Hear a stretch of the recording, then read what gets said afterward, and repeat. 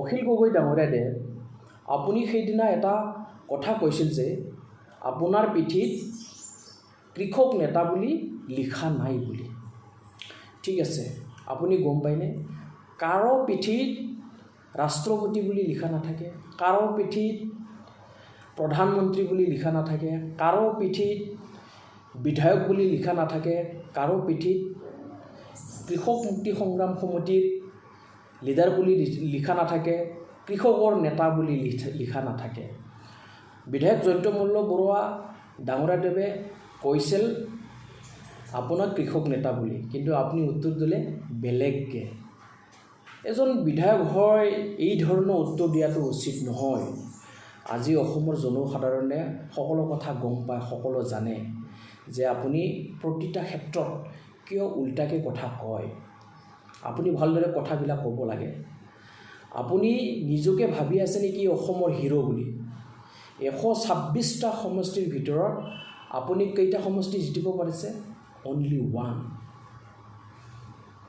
আপোনাক হিৰো ক'ব নেকি? আপুনি জিৰ'হে।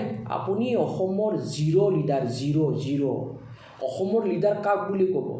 126টা সমষ্টিৰ ভিতৰত বিজি UPPL আৰু AGPয়ে পাইছে 75টা। তেতিয়াহ'লে হিৰো কাক বুলি ক'ব? অসমৰ মুখ্যমন্ত্ৰী ডক্টৰ হিমন্ত বিশ্ব শৰ্মা ডাঙৰীয়াদেৱকে হিৰো বুলি ক'ব। আপোনাকতো হিৰো নকয়। আপুনি মাত্ৰ এটা সমষ্টিহে জিকিব পাৰিছে। সেই এটা সমষ্টি জিকিব পাৰোঁতে আপুনি ইমান উৎপাত, কথা কোৱাৰ উৎপাত, বিধানসভাত উৎপাত, হুলুচ কি কথা কয় আপুনি, কি কথা নকয় অসমৰ ৰাইজে আৰু বুজি পাবলৈ বাকী নাই। যদি আপুনি 10টাৰ পৰা 20টা যদি চিট জিকিল হয়, তেতিয়াহ'লে আপুনি আৰু কি নকৰিলে হয়? ইমান নিজকে হিৰো বুলি ভাবি লোৱাটো ভাল হোৱা নাই অখিল গগৈ ডাঙৰীয়াদেৱ। আপুনি হিৰো নহয় অসমৰ। এটা জিতোঁতে ইমান নিজকে হিৰো বুলি একদম নিউজৰ আগত ফালি কথা কোৱা ভাল হোৱা নাই।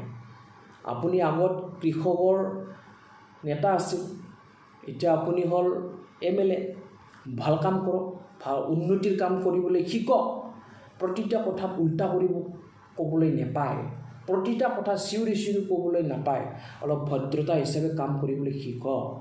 বিধানসভাৰ ভিতৰত কি কৰে কি নকৰে সকলোৱে দেখি পাইছে আপোনাক। আপুনি যি ধৰণৰ কথা কয় এনেকুৱা নাপায়। অখিল গগৈ ডাঙৰীয়াদেৱ আপুনি শিৱসাগৰ ৰাজ্যৰ কাৰণে ভাল কাম কৰা।